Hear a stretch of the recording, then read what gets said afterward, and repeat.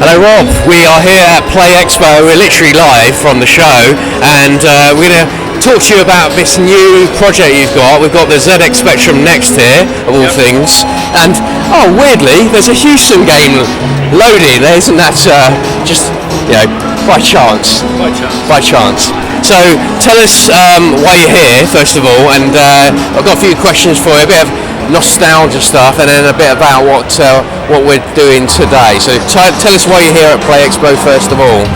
We're here at Play Expo to have lots of fun with retro, to show all the Hewson stuff, and we've got a new book, 20 best programs for the ZX Spectrum. So if you've got a ZX Spectrum Next or an original Spectrum, you can use Andrew Hewson's book to get into programming in BASIC.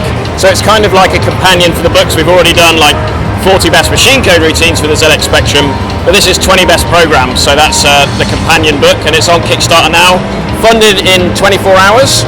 On we go.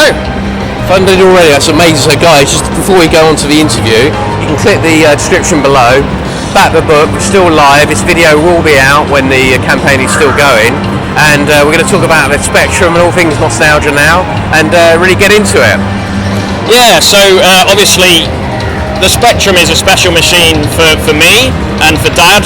Back in the day, that's where he really started in terms of video game publishing.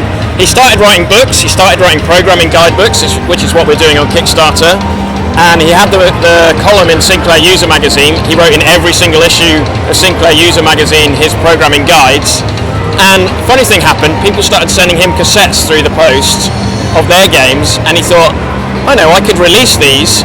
And then he became a publisher. There was no such thing as a video game publisher at that time, but that was how it all began. And this was back in like the really early days of the Spectrum. Yeah, so Hewson Consultants was established in 1980. I was born in 81, so when he was writing the first book, I was still, my mum was still pregnant with me. And then he started releasing books via mail order with tiny little magazine adverts. That grew and grew, the books sold, and then people started sending those cassettes, and through that people like Mike Mail, Steve Turner, started to come in, and then we had Avalon and Dragon Talk, and it all exploded. So obviously Hewson name, you're carrying it on. What was it like as a kid growing up with all this around you? Was it just like, I suppose, was it normal? Was it like, did you feel like something was going on, or was it just like, it's your dad, that's how it was? And games for you, what was that like? Yeah, we played all the Hewson games because they got brought home. I do remember going to the offices where there was actually a warehouse with a cassette duplication plant, because Hewson had one of the first to have its own cassette duplication plant. I remember climbing amongst all the shelves of cassettes and choosing which inlays to take home. I remember going to some of the shows and having behind the scenes access, and there were those weird cardboard spiral hats that they used to have in the 80s, which don't seem to exist anymore. But I remember the excitement of being able to go in the booth and behind the scenes and stuff. And it's great because I got my kids here now, and they just had their behind the scenes access last night playing all the arcade games. So it's all lovely memories for me. A bit of Halo. That's a retro game now, isn't it? Over 20 years old. Hello, Rob. Right, we're taking a bit of quiet time now because it was getting quite rightly noisy in the game area there, to have a bit of not a fireside chat because we're on a sofa, but a bit more of a kind of relaxed chat now to just understand a bit more about your background with the Spectrum. What was it like seeing the computer evolve and the games, and obviously being part of a whole Hewson publishing empire, I was going to say, and that sort of journey in a nutshell, really. Yeah, the Spectrum is one of those magical machines where people learnt to program, right? And that was, I think, I was a kid at the time. I remember learning to spell my surname from, I think it was the Iridium title screen, and my dad leaning over my shoulder and pointing at the letters. But I think, what's wonderful about the Spectrum is that was the first time when people could make something move on the TV. They could program something, and if it's just making a dot move around or a circle move around, and it was just mind-blowingly magical because the TV had always been a broadcast medium, and here we were able to make it move. And I think that's the thing about those old machines. They were fully open, fully customizable. You could program, you could get down to the very base of the hardware. No heavy operating system between you and the circuitry almost. And so I think that's why people remember it so fondly. And the way that people could get so much out of those machines by just manipulating the hardware in really clever ways, like John Phillips making the tower rotate in nebulous magical effect, and Iridium, of course, Andrew Braybrook, and how he got that scrolling working. Obviously that's a Commodore 64, but Dominic Robinson brought it to the Spectrum. And in fact, that's quite a fun story.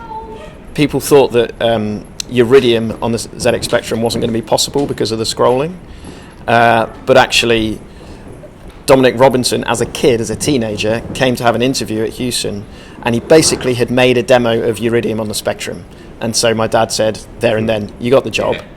He did Iridium on the Spectrum, and then as a kind of reward for doing such an amazing job on that, he got to then do his own game, which was Synapse on the Spectrum. So it's just a magical machine, and I've been learning about some of these stories in retrospect, having done the books, now with Dad as an adult. But it's all really fascinating to me.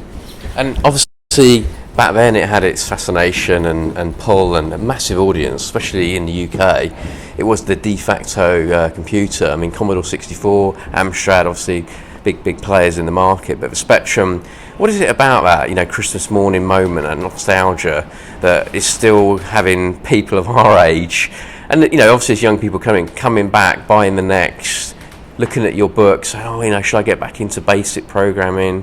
What is it, a Britishness thing? Is it what is it, do you think? I think part of it is, Dad always says we're a nation of early adopters for technology. Like VHS, we were there right at the beginning, and he tells a story in one of his books about how his boss, they were walking through the high street and they saw a teletext television, and Dad, from his kind of technical background, was like, "Oh, that's a bit rubbish," and poking holes in it. And his boss was like, "No, I want one. I really want one. I want a teletext television." And that was one of the moments that was when Dad decided to go out and buy a ZX80, because he realised that people like his boss at the time would just buy this thing because they want to tinker and play with it. And we're kind of, I think, in the UK, a nation of tinkerers, and we've got that, the Industrial Revolution background. I don't know what it is, the weather, we're all inside trying to be creative, whether you're soldering and doing model railways or you've got a bloody ZX Spectrum. It's just something that's in our psyche as a nation, I think. And I think what Clive Sinclair did was he was the first person to make something for an affordable price that you could have in your home, right? Definitely, yeah. And that's what the ZX machines were all about. Random question, did your dad ever meet Sir Clive? I think so. That's a good question. I'm pretty sure he did. I remember now, Dad's Hewson Helpline column in the Sinclair User magazine. He wrote one of those columns, he wrote a funny one about being summoned down to the Sinclair HQ to see the 128 when it was new. And he wrote a kind of tongue-in-cheek column about how instead of sending a limo to pick him up, they'd sent the C5. Wow. And they'd had a silly cartoon of it. Obviously that didn't happen, but he was, making a joke about how Sir Clive had sent a C5 down to him to go and see the 128. And then I think that he must have met in them, and I think they did Technician Ted. They did a 128 version of Technician Ted or something for the launch. But yeah. Great game that, actually. Always thought it's like Inspector Gadget or something. Technician Ted. The artwork as much as anything, as a great game. Dad will tell you that he invented the term pixel perfect collision detection for Technician Ted, because that was like a marketing line that he came up with. Yeah, I mean that game was very punishing, wasn't it? It was a very difficult game, but so many of them were back in those days because you've only got so much memory to play with, so you've got to make the most of all the content, right? So you've got to kill the player and make them try again. And of course, we're coming from the developers back then were coming from playing in the arcade, and it's put another quarter in, so it was all like that back then. People think that Dark Souls is difficult, but that's got nothing on the retro games. Exactly. And then with the books then, the current one is really starting at the beginning, isn't it? It's the basic of everything. If you've never done it before, guys, this is not my area, but I'm going to give it a go. I mean, it is just quite simple, isn't it? Keying it in, and you've got other books in the series on this Kickstarter, but you've done before, but you're going to republish. Yeah, so we've done Hints and Tips for Video Game Pioneers, which is the story of Hewson Games, like the founder's story, and it goes all the way through to Dad's second company, 21st Century, which did the pinball, fantasies, and dreams games. We've already done 40 Best Machine Code Routines, which is that kind of, obviously the lower level with the machine code. Jim Bagley wrote a Spectrum Next section in that. And now we're going and doing 20 best programs for the ZX Spectrum, which, like you say, these are basic programs, and it is, keying them in. Where we've had Dark Blue Monkey go through and fix them up and bring them up to date and fix a couple of the bugs. For example, the calendar program has the Millennium bug in it. Doesn't work after the year 2000, so that needed fixing. But yeah, I mean, the great thing about 20 best programs for the ZX Spectrum, the one that's on Kickstarter now, is that's where, if you've just got Spectrum Next or Original Spectrum and you're just beginning and you've never programmed before, just start keying in some of these programs. And just by writing them line by line, you'll start to understand how they work. And then, you can get stuff running on the machine. And if you really get into it, maybe then you move on to 40 Best Machine Code Routines if you want to go deeper into making the machine do a lot more. So they all kind of come as a set, and you can get them as a set, at a discount on the Kickstarter, get them as a bundle. But yeah, hopefully it's a great set of books for Spectrum fans, for Hewson fans. And just for fans of nostalgia. We all like just to collect books anyway, don't we? Yeah, absolutely. Get them all on the shelf. And we've got, the Ultra Edition, the Elite Edition. So we've got one with the slipcase and, the custom bookmark and all those bells and whistles that you can get with it as well. If you're a collector and you want to have the signed book, or you want to get your little story in the back of the book, you can go up to those higher tiers as well. Fantastic. Well, it's been great chatting to you here at Play Expo. It's good to have a bit of quiet time just to chill out and catch up on things. Interesting stories as well. I have to try and do another interview and get deeper into that as well. And I'm going to do the usual kind of ask of the question of what's your favourite Spectrum game? I won't just say retro game, we're talking about Spectrum game from childhood. What was the game that, and it can't, you can do one Hewson, I'll allow you that, okay. And then I'll do you one non-Hewson game. I have two for you, because you're going to be biased. Okay, so this is difficult for me because 99% of the games I played as a kid were Hewson games because they were all free. But I do remember playing, I think it was it RoboCop, maybe one of the Ocean games. Yeah.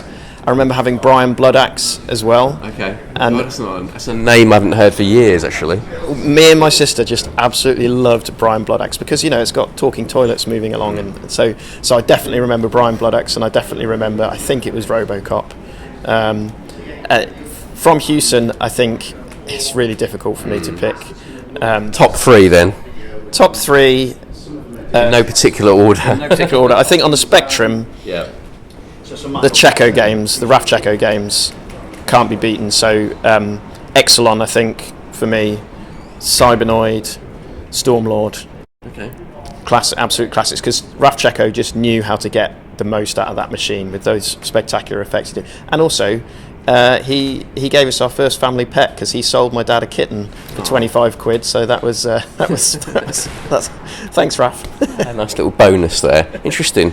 Yeah, Stormlord. That's a interesting game as well. I mean, I brought in some Hewson games that I owned as a kid, and for me it was Iridium. That was the. You probably hear that all the time. Is that maybe that's the kind of game that everybody sort of talks about and knows, and obviously Hyper Sentinel, which we'll probably do a separate video on. It still stands up to date, doesn't it?